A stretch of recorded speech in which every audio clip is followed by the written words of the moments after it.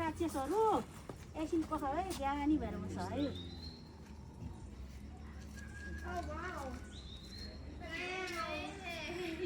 अलिकति राम्रो भयो है अहिले त खत बस्नु सबै भएको थियो यसो गरेर दबाई मासुभित्र हालिदिँदै दिँदै यस्तो खुट्टाको लै यसलाई लिएर जाँदा झगडा गर्छु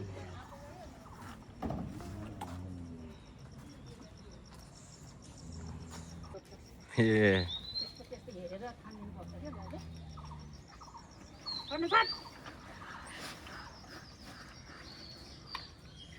उता गएर टोक्यो हुन्छ नि कहाँ यहीँ बसेर टोक्यो आएको त खुच्चे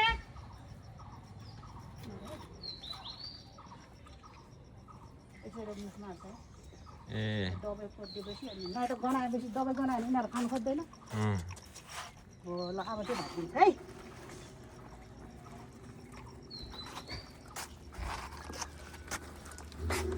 छट्छै छट त बलियो मान्छे पो धेरै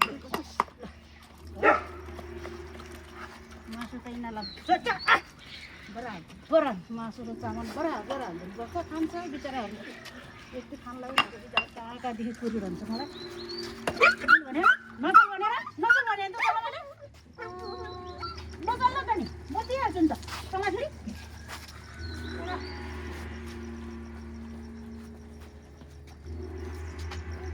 खानु दिनहरूले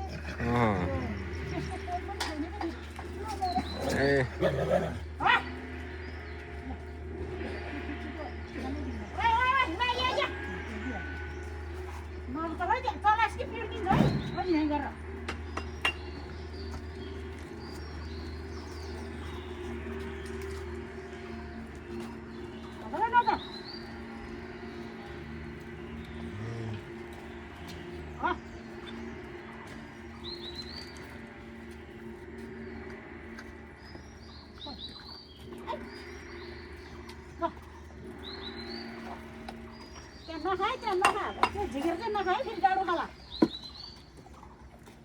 डाडु खानु पऱ्यो नि मलाई थाहा छैन है फेरि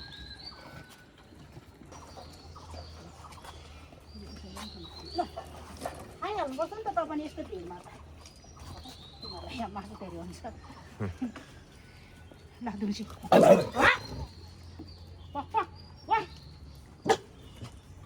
ताले गुमाउँछु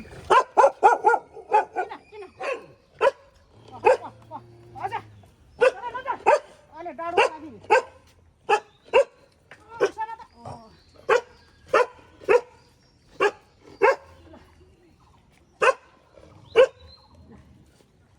पकाइ बुढो त्यहीँ बसिरहेको है म आउँछु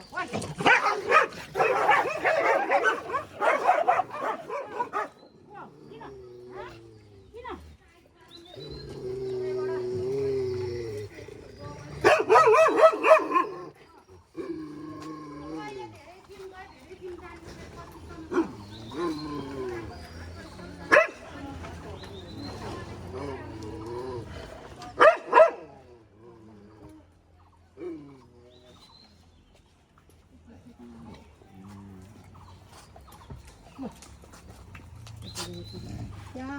बिहान बुढी सबै ऊ हुन्छ भातमा त म कतै निक्लियो जस्तो बुढी माउले ल्याएको भात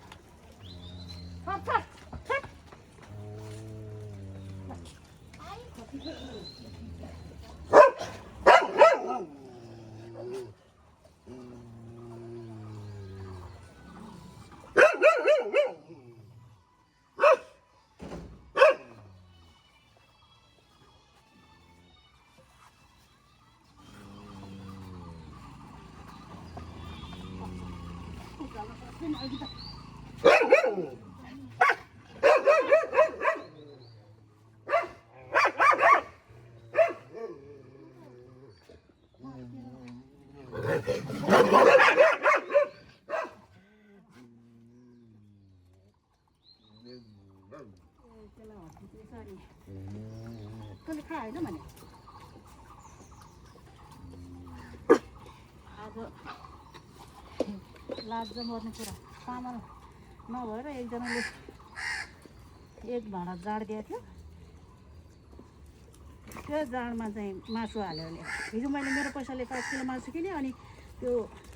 पसलेकोले चाहिँ 2 किलो मासु त्यसै दियो उनीहरूलाई चाहिँ अलि मासु दिएर हाल्यो भने जे पनि खाने के म यो बुढालाई खाने चाहिँ सिक्छु अनि म यताबाट सुत्केरी कुकुरहरू सब रस गरेँ किन किन किन आइजा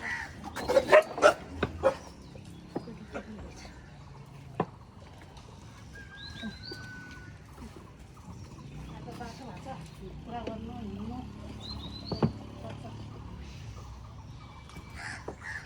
यहाँबाट किने उयसको झन् ढाँडे जान कहाँबाट आएर खाइदियो भने त्यो खानु नपाए ढाँडे यसो गरी हिँड्थ्यो क्या